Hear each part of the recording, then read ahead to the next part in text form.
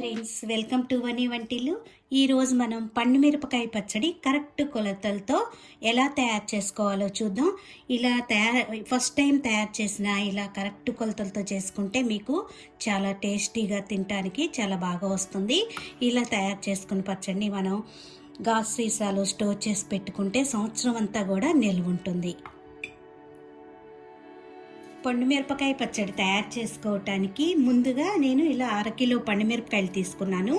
వీటిని మీరు నీళ్ళల్లో వేసి శుభ్రంగా కడిగి తడి అనేది లేకుండా శుభ్రంగా తుడిచి తీసుకోండి. నేను అలా తుడిచి తీసుకున్నాను. చూడండి, పొడిగా ఉన్నాయి.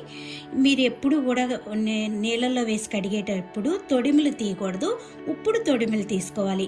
తొడిమిలతో తీసేసి మనం నీళ్ళలో వేసుకున్నట్టయితే ఈ పండుమిరపకాయ లోపలికి వాటర్ వెళ్ళి పచ్చడి పాడైపోయే ప్రమాదం ఉంది. అందుకని తొడిమిలతోనే మనం ఈ పండుమిరపకాయల్ని కడుక్కోవాలి. ఇప్పుడు వీటిని ఈ తొడిములన్నీ తీసుకుని పక్కన పెట్టుకుందాం. ఇలా తొడిములన్నీ తీసుకున్నాక ఈ పండుమిరపకాయల్ని పక్కన పెట్టుకోండి. ఇప్పుడు మనకి 1/2 కేజీ పండుమిరపకాయలకి 125 గ్రాములు చింతపండు తీసుకోవాలి. ఈ చింతపండులో గింజ, ఈనెలు ఏమన్నా ఉంటే తీసేసుకుని నీట్గా పక్కన పెట్టుకోవాలి. చూడండి, ఇలా ఈనెలు ఉంటాయి కదా, వీటిని ఇట్లా లాగేస్తే వచ్చేస్తాయి.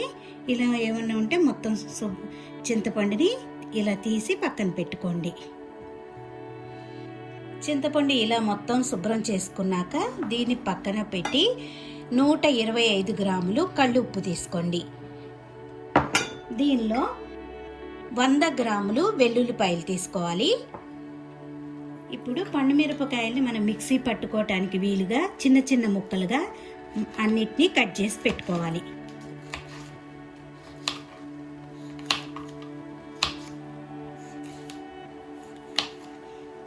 ఇలా పండుమిరపకాయలన్నీ ముక్కలు కోసి పక్కన పెట్టుకోండి.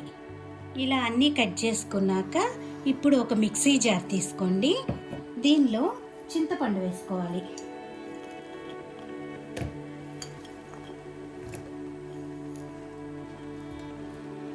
దీనిలోనే ఉప్పు వేసుకుందాం. ఇప్పుడు దీన్ని మెత్తగా గ్రైండ్ చేసుకోవాలి. ఇలా మిక్సీ పట్టుకున్నాక దీనిలో ఇప్పుడు ఈ పండుమిరపకాయని కట్ చేసుకున్న ముక్కలు వేసుకోవాలి. ఇప్పుడు వీటిని కూడా మరీ మెత్తగా కాకుండా కొంచెం బరకగా గ్రైండ్ చేసుకోవాలి. ఇలా మిక్సీ పట్టుకున్నాక దీనిలో ఇప్పుడు వెల్లుల్లిపాయలు వేసుకోవాలి. 1 టేబుల్ స్పూన్ మెంతి పొడి వేసుకోండి. నా దగ్గర మెంతి పొడి ఉంటే వేసేసుకున్నాను. మీ దగ్గర మెంతి పొడి లేకపోతే మెంతుల్ని 1 టేబుల్ స్పూన్ మెంతులు తీసుకుని దోరగా మాడకుండా లో ఫ్లేమ్లో పెట్టుకుని వేయించుకుని పొడి చేసి వేసుకోండి. ఇప్పుడు దీనిలో 1 టీ స్పూన్ పసుపు. ఇప్పుడు దీన్ని గ్రైండ్ చేసుకుందాం.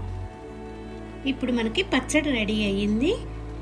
మీరు ఇప్పుడు ఒకసారి టేస్ట్ చూసుకుని ఉప్పు ఏమన్నా కొంచెం పడితే ఉప్పు వేసుకోండి. దీనికి ఇప్పుడు తాలింపు ఎలా వేసుకోవాలో చూద్దాం. స్టవ్ ఆన్ చేసుకుని బాండీ పెట్టుకుని దానిలో 1/2 కేజీ పండుమిరపకాయలకి 250 ml నూనె పడుతుంది. ఆయిల్ వేడయ్యాక దీనిలో 5-6 వెల్లుల్లి గబ్బాల్ని కొద్దిగా దంచి వేసుకోండి.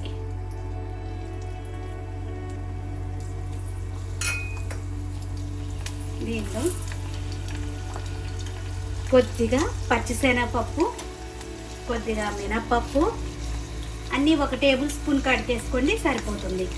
ఆవాలు, జీలకర్ర,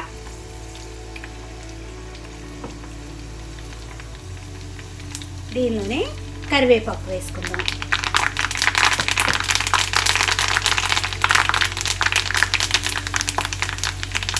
దీనిలో ఇప్పుడు కొంచెం ఇంగువ వేసుకోవాలి.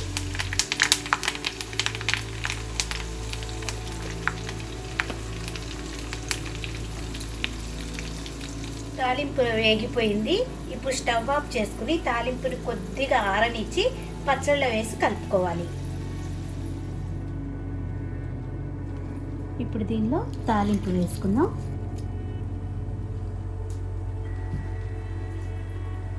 మొత్తం ఒకసారి కలుపుకుంటే మనకి పచ్చడి రెడీ అవుతుంది.